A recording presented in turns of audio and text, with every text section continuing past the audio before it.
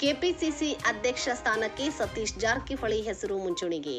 KC Venugopal ಚರ್ಚೆ.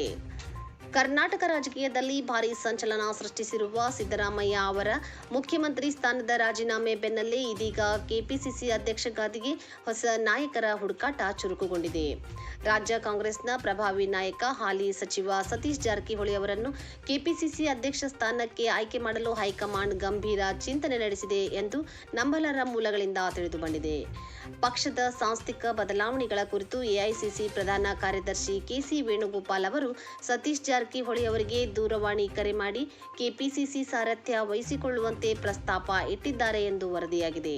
ರಾಜ್ಯದಲ್ಲಿ ಪಕ್ಷವನ್ನು ಮುನ್ನಡೆಸಲು ಜಾರಕಿಹೊಳಿ ಸೂಕ್ಷ್ಮ ನಾಯಕ ಎಂಬ ಅಭಿಪ್ರಾಯಕ್ಕೆ ಹೈಕಮಾಂಡ್ ಬಂದಿದೆ ಎನ್ನಲಾಗಿದೆ. ಹೈಕಮಾಂಡ್ ಪ್ರಸ್ತಾಪಕ್ಕೆ ಸತೀಶ್ ಜಾರಕಿಹೊಳಿ ಅವರು ಸಮ್ಮತಿ ಸೂಚಿಸಿದ್ದಾರಾದರೂ ಅದಕ್ಕೊಂದು ಪ್ರಮುಖ ಷರತ್ತನ್ನು ವಿಧಿಸಿದ್ದಾರೆ. ಪಕ್ಷದಲ್ಲಿ ಸಂಘಟನೆಯ ಜವಾಬ್ದಾರಿಯ ಜೊತೆಗೆ ತಾವು ಸದ್ಯ ಹೊಂದಿರುವ ಸಚಿವ ಸ್ಥಾನವನ್ನು ಉಳಿಸಿಕೊಳ್ಳಲು ಅವರು ಇಚ್ಛಿಸಿದ್ದಾರೆ. ಕೇವಲ ಪಕ್ಷದ ಅಧ್ಯಕ್ಷ ಸ್ಥಾನವನ್ನಷ್ಟೇ ನೀಡಿ ಯಾವುದೇ ಸರ್ಕಾರಿ ಅಧಿಕಾರ ಇಲ್ಲದೆ ಕೆಲಸ ಮಾಡುವುದು ಪ್ರಸ್ತುತ ರಾಜಕೀಯ ಪರಿಸ್ಥಿತಿಯಲ್ಲಿ ಕಷ್ಟಕರ ಎಂದು ಜಾರಕಿಹೊಳಿ ಹೈಕಮಾಂಡ್ಗೆ ಮನವರಿಕೆ ಮಾಡಿದ್ದಾರೆ. ವೇಣುಗೋಪಾಲ್ ಅವರು ನಿಮಗೆ ಫೋನ್ ಮಾಡಿದ್ರು ಕೆಪಿಸಿಸಿ ಅಧ್ಯಕ್ಷ ವಿಚಾರಕ್ಕೆ, ಹೌದಾ ಸರ್?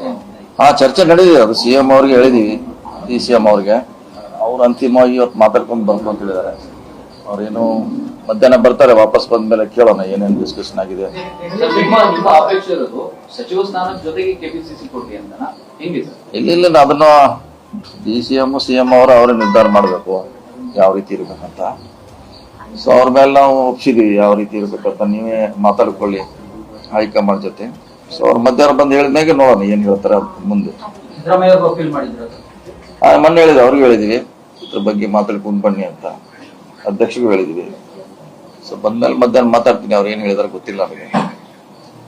ಮುಖ್ಯಮಂತ್ರಿಗಳ ವಿಚಾರ ಬಗ್ಗೆ ಏನಿದೆ, ನಾಳೆ ಸಿಎಲ್ಪಿ ಇದೆ, ಕ್ಲಿಯರ್ ಆಗುತ್ತೆ. ಹೆಚ್ಚುವರಿ ಡಿಸಿಎಂ ವಿಚಾರದ ಏನಿದೆ ಸರ್ ಪ್ರಸ್ತಾಪ? ಅದು ಗೊತ್ತಿಲ್ಲ. ಅದು ನಾಳೆ ಸಿಎಲ್ಪಿ ಆದ್ಮೇಲೆ ಚರ್ಚೆ ಆಗ್ಬೋದು.